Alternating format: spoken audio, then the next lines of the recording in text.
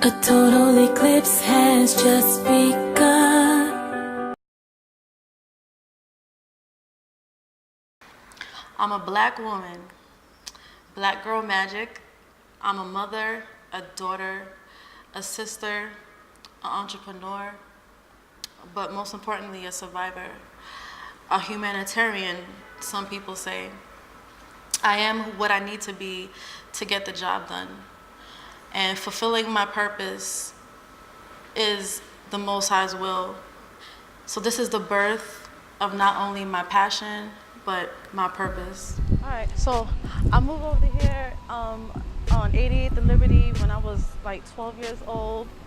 My dad actually moved me and my sisters and my mom out here because we had got robbed at our place, so he felt it was time for us to move. So this was my old stomping grounds in Queens, New York for a few years. Bringing light to a situation that happens all too often within the black community. It's relevant and very prevalent within this community, and I believe that it's time to sound the alarm. I believe that this situation is unspoken because a lot of victims suffer from guilt, shame, retaliation, and blaming. I believe that it's now the time that someone who's been through this situation brings light to it, to show them how healing can transpire through a spirit of forgiveness. This house over here is where I grew up at from 12 until 19.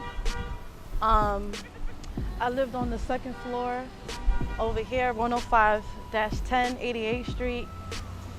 It was pretty cool for what it was, but honestly, it was a pretty dark time in my life. This is the house where it actually happened, where I was raped and molested by my father. The audience I'm trying to reach is the silent majority, the voiceless victims who believe that they can't confront these issues and this trauma that they've experienced. Definitely being back here is a blessing in disguise in some sense. I know most people will look at it as a curse or question why she even came back here after all that's happened, but it's molded me into the person that I am today. It's molded me into the woman that I am today. It's shaped me and motivated me to aspire to fight for my healing, to fight for change, to fight to better the quality of my life. I've been shaped and defined by the Most High. It's only Him is the reason why I'm even here right now. I even have the strength to come back to the same house where I was abused as a child. So I'm not gonna look at it as a curse. This truly is my blessing, and it's a motivator. And because it's a motivator to me, I want it to be a motivator to other people. Overcoming fear and shame, guilt, is part of the process. But if you are willing to go through this process of healing and persevere through it, you will become a survivor. So me sharing my testimony of what it is to survive, I am a catalyst and a motivator to achieve that goal of surviving through healing and forgiveness. That wasn't something that I needed to keep my mouth shut about, because it's something that's very relevant and prevalent in our community, right? So I felt like I needed to come out, talk about it, and help other women, men, children, boys who've been through it, help them on a path to heal. If I can get through it, heal from it, forgive my abuser, then they can as well. Yeah. So I felt like the best thing for me to do was write a book about it, write a story. This is my mailbox right over here too, G. Me and my sisters will race over here to get the mail when my mom will open the door for us. We will see who can get it the quickest. See little Chiquita running over there out the building right now. Let's go upstairs and check out my old apartment. Let's see what's going on with that. Growing up in Brooklyn in this rough neighborhood, I had to protect my sisters. I had to protect what's mine. Picking them up from school, making sure they ate. When my mom and my dad was at work, you know, you have to do what you have to do to survive. And you know, growing up in the hood, we do what we need to do to survive. 2G. This is our old apartment right here. And yeah, so the reason why I even got inspired to write my book, The Blossoming of a Sacred Lotus, is because I felt like people needed to really hear my story, and me allowing people into my world to get a glimpse of my world in the visual sense makes it real, not only for them but for me myself. Leading up to what happened to me as a child, it started here, where I was molested, and my dad would touch me and grope me sometimes and really made me uncomfortable. And there's times that I would sit at this step right here just to get out the house, just to catch a breather, to dodge those, those moments. So I really wanted to put myself out there, and that was my inspiration, was writing a book to tell people about my story and let people into my life. And coming back to where it happened or where it all began is definitely important for people to see. And it makes it more real for myself as well, because I can't tell you the last time I've been here. I haven't been here since I moved, and I was 12 years old when I moved out of here. And then I remember, I don't mean to bring this up, and I remember that one time I asked you something, and you were like, oh, he's not around anymore. And I was like, oh, Talking about my dad? yeah. Yeah, that's why I'm here. That's why I'm And here. I was like, well, because I remember that day. Right, that's why I'm remember here, that day. is for And- that. Well, I don't really, I just asked about him. And you were like, oh, he's not around. I was like, oh, what, he took off? Accomplishing my goals in this situation is definitely going to be a process. I believe that now that what's gratifying for me is that I've found my healing through the spirit of Yahweh. I believe that through prayer and fasting and being patient with myself through the healing process, it's brought me into a level of contentment now that I'm strong enough and ready to give that to others, to those voiceless victims who feel like they will never survive and get out of this. And I'm using myself as an example to not only help them, but to also accomplish personal goals as well. So accomplishing my goals consist of paying it forward by helping them heal, and also accomplishing my personal goal, which is starting my own business. In the beginning, I've wanted to start my own business for a while, but I wasn't able to because I was still going through the trauma that I faced as a child. And I had to really come into a level of wholeness and completeness to now have a clear mind to accomplish my dreams. So this is my old high school, Clark Barton High School for Health Professions. I attended here in '98. I came here not really knowing what I wanted to achieve, but once I got into my sophomore year, I decided that I wanted to get my nursing assistant certification. I wanted to be an RN, and then a doctor at one point, a surgeon. I remember my father always encouraging me to become a doctor in my younger years because I always used to love the stethoscopes and all that. So I wanted to become a nurse. I wanted to help people. I always had a heart to help the people and help heal. Wherever I could contribute to healing, that's what I wanted to be a part of. So I attended here. So this is my alma mater. This was my favorite hangout spot right over here. I had a friend that used to live up the block too. His name was Dwayne Smith. And me and my sisters and a couple of our other friends will hang out over here when it got hot, just hanging out under the trees until we were ready to go back and play basketball again. But cool memories, good memories. It's always nice to come back and see how far you've came, how far you've grown. So I'm grateful. I'm really grateful, truly grateful. Still beautiful. This is my old stomping grounds, East 17th Street in Caton. This is where I was born and raised in Brooklyn. And this area over here, me and my sisters and my cousins, during the summertime and springtime, we will all run in this grass right here and play tag. Um, that was probably our favorite game over here. We used to run up and down this place like crazy little kids. We used to ride our bike, rollerblade up here. Down here we would play double dutch all the time, playing out little games and just chilling and being carefree kids. This was our hangout spot for, forever.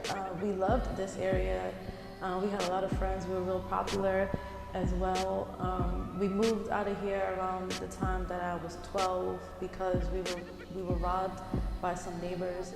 We actually found out it was an inside job by our landlord and his sons. They stole from us, so my father felt like the best thing for him to do was to move out to Queens, which he believed was a better area. Success is a perception. Everybody has their different, how they perceive success to be. I believe that failing is more so an enlightening experience, and the courage that you have to come out of failure really defines an individual. I actually was an all-around athlete, believe it or not. I played tennis from sophomore year to senior year. I also played volleyball, I played softball, and I played basketball for some years too. I started playing basketball my sophomore year as well. I was the MVP of my basketball team in my senior year. Also made the newspapers too, so that was pretty cool. And I wanted to pursue a professional, basketball career. So this right here was where I used to play ball at around 14, 15. I started playing ball real hard. I used to come to this court a lot, and this is where I developed my skills in basketball. I attended Clara Barton High School. That's where I became MVP of my basketball team in my senior year. I played there from like my sophomore year. And yeah, this was my old stomping grounds when I used to play ball at. I believe that it's myself. I am my worst enemy. We are our worst enemy. I've struggled with patience for a long time. I'm still learning how to be patient with myself. I believe that I can be strict in judging character. I believe as long as I'm patient with myself, I'm pacing myself, and I'm learning throughout the process. They used to call me the Barbie bee. Now they call me the poet Nina B. I used to be stuck in carnality with the constant and constant's affection of woe is me. The cards that life dealt me, I couldn't see. On my knees, relief was my only plea. An overcomer now I came to be. My past, I paid servants to. Hard lessons learned now, running with my upright tailor crew. I switch gears, I'm living for the better, daily improving. My spit game is stellar, restoring sick minds, no lacks Henrietta. How equipped am I to overcome these challenges?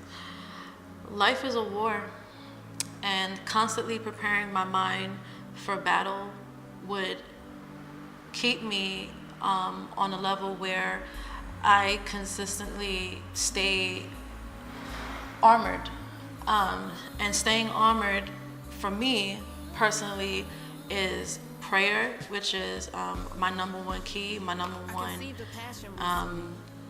It's everything to me, and it's effective, and it's definitely worked, and it's still working in my life. Keeping my mind stayed on the word of the Most High, and keeping positive people around me has allowed me to overcome many challenges in my past and present. So overcoming my challenges is definitely being armored, staying strong, but most importantly, staying mentally strong. All right, y'all, so this is Bed-Stuy over here, Green Avenue, between Malcolm X and Stuyvesant. This was also my old stomping ground, so as y'all can see, I moved around a lot, still trying to figure myself out, and I was going through different transitions in my life, through trying to rekindle things with my father through that era, and achieving my master's degree. That's when I decided to achieve my master's degree. And I moved out after I started my master's degree. I moved out of here and moved to an area in Queens for a little while. This is definitely brings back a lot of good memories, but I was definitely in hustle mode when I was living in Bed-Stuy for some years, just trying to figure things out and figure out my life. So I will often come back to my mom at times, you know, just to, you know, it was like also like my thinking tank in some sense, and a space where, you know, of peace, and you know, where I needed time away from everything to figure myself out. I realized how broken I was. I realized how much pain I've harbored over the years, over 20 plus years. I realized that I felt shame and guilt as well. And I questioned why it happened to me. I went through I conceived a passion recently. I'm not sure exactly when it happened, but I'm happy that it now exists. And I feel the need to deliver its message. the process was grueling, it was ugly, but I survived. There's many times that I didn't want to get out of bed.